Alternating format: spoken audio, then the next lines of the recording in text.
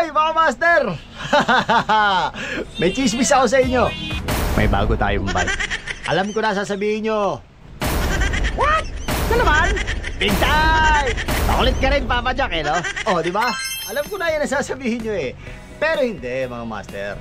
Siyempre, tayo, meron tayong mga ini-explore na bawat bisikleta. Kung ano siyempre yung tingin mo na mas komportable ka, tingin mo kung ano yung dream bike mo, tingin mo kung ano yung mas okay sa'yo, tingin mo kung ano yung mas pakiramdam mo, confident ka or komportable ka or ikaw yun dun sa bisikleta na yun, syempre yun ang igagrab mo.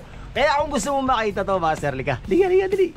Dito ka pala sa Bike Talk with Papa Jack. Ako nga po pala si Papa Jack, ha? Sige, kung interesado ka rito at gusto mo makita ang bago nating bisikleta, Master, Lika, standby ka lang, huwag ka kaalis. Dali, mabilis lang to.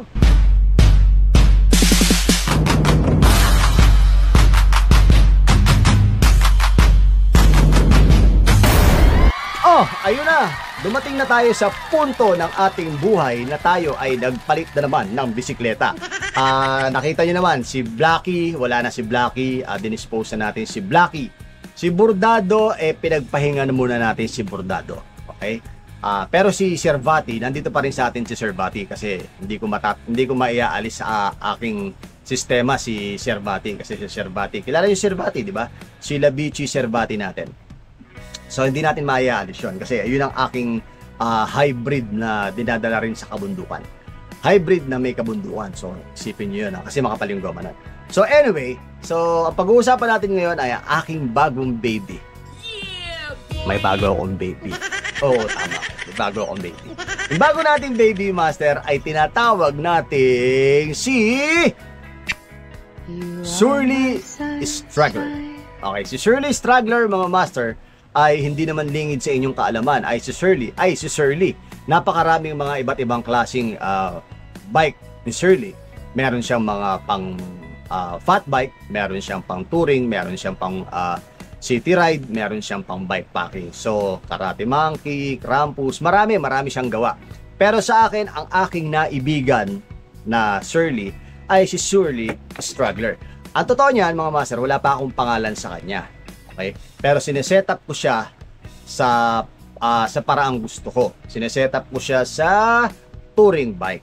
Okay? Sa touring bike, okay naman siya sa touring bike. Ikinabit ko sa kanya yung mga dati kong nakalagay. Okay? Pero bago yan, pag-uusapan natin kung ano nga ba ang setup ni Straggler natin. Magsisimula tayo sa ating frame. Ang ating frame ni Surly Straggler, ang size nun ay size 46, mga master. Sabi nila size 46 is extra small. Pero si Surly Straggler na ice blue yata ang tawag nila dito, o grayish blue. Actually hindi ako masyadong fan ng blue. Pero nung nakita ko tong itsura niya, hindi naman siya para blue. Para siyang ice blue. Hindi ko malaman. Basta ilalagay ko sa dito sa Cargen kung ano nga ba yung totoong kulay niya. Si Surly Straggler na size 46 ay nakuha ko sa isang kaibigan din. Pero bago natin siya nakuha. Hindi natin siya second hand na nakuha. So yung video na yan yung araw ng pagkakakuha ko sa kanya. Kasama ko nga pala nung kinuha yan si Besh Joam, si Dub Bike, member ng Papa Jack and Friends. Oy, shoutout sa iyo, Besh. Maraming salamat. Isa kang tunay na kaibigan. isa kang matatawag natin, ay mga kaibigan natin, isa kang matatawag na ano tawag doon? Konsentidor. Support, laging nakasuporta yan sa atin, mga master. So anyway, si Surly Straggler, kinabitan ng size 46, kinabitan natin siya ng 700C. Okay? Size 46 siya, tapos pinabuo natin siya sa Roosevelt Bicycle Center. Okay, pagdating naman sa kanyang wheelset, mga master, ang wheelset nito ay, dati ko ng wheelset to, kay Blacky, ito na yung nakalagay kay Blacky. Naka-chosen siya na hubs, tapos naka-Richman siya na spokes, tapos naka-rim siya na Origin. Kung mapapansin nyo, mga master, ako kasi mahilig talaga ako sa, dati ko pa brand si Origin 8. So kaya yun na niligay ko si Origin 8 kasi maganda si Origin 8, at least classic pa rin siya. Tapos mas manipis lang niligay ko na konti sa kanya para kahit pa paano medyo maganda-ganda pa rin tingnan, hindi pa rin siya mukhang fatty or mukha siyang malaking tingnan. Kasi gusto ko pagka nagra-ride ako medyo mas magaang. Tapos kinabitan natin siya ng Panaracer na Comet Hard Pack na 38C na folding. Nabili naman natin yon sa Speed Trail Cycle Center. Okay, pagdating naman sa ating cockpit, yung cockpit natin mga master ay TP, the project ang ginamit natin sa kanya. Na 80 to 90 yung stem natin, tapos naka-drops lang siya ng 42 kasi talagang yung 42 ideal para sa akin yung 42. Para at least kahit paano medyo komportable ka kapag ka ikaw ay nagtutour, hindi masyadong malapad at hindi rin masyadong maigsi. Pagdating naman sa seat post natin mga master, gumamit lang tayo ng Control Tech. Control Tech, gamit tayo niyan, 27.2. Tapos pagdating naman sa ating saddle, nagpalit tayo ng saddle, tinanggal na natin yung brown. Nagkabit tayo ng Brooks, kahit pa paano, medyo komportable naman tayo doon. Pagkatapos doon sa atin namang group set. Sa ating group set mga master, yung group set natin, naka-Tiagra tayo, tapos naka-actuated tayo na caliper. Yung caliper, hindi pa natin napapalitan mga master, no? Tapos, kinabitan natin siya ng BB na Ultegra. Tapos, kinabitan natin siya. Gusto ko itim eh. Tapos, kinabitan natin siya ng 40 by 26 na Qs na crank. Bakit nga ba favorite ko yung 40 by 26? Kasi yung 40 by 26 master, napaka sarap dalhin nun. Sobra.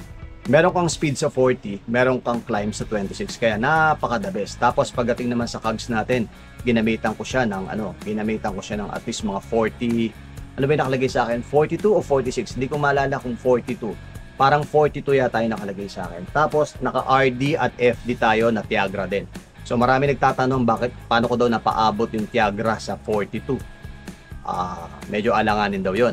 Hindi daw magsishift ng maayos. Pero, sawa naman ng Diyos dahil magaling ang Roosevelt Bicycle Center, naayos nila at naitono nila na ang maayos. Okay? Tapos, ginamitan natin ng Shimano chain lang para kahit paano mas madali pa rin siya mapalitan, hindi masyadong pangmamahalin. Gusto ko kasi yung mid-range lang, pero nakakarating kung saan-saan. Okay? Itong full setup na to mga master, gagawin ko dito, touring. So kapag kami ay may paglalakbay, gaya ng napipintong paglalakbay namin sa Sagada at sa Bicol, ang gusto kong mangyari dyan ay minimalist na touring bike. Nandun pa rin yung frame bag ni Pack Gear, nandun pa rin yung saddle bag ni Pack Gear. Tapos sa harapan, maglalagay lang tayo ng maliit na saddle bag. Kung eventually maglalagay ako ng racks, hindi ko alam kung maglalagay ako ng racks. Okay? So, hindi ko pa alam, hindi pa ako decided. Pero so far, okay pa naman kasi sa akin na yun lang muna yung bit-bit ko.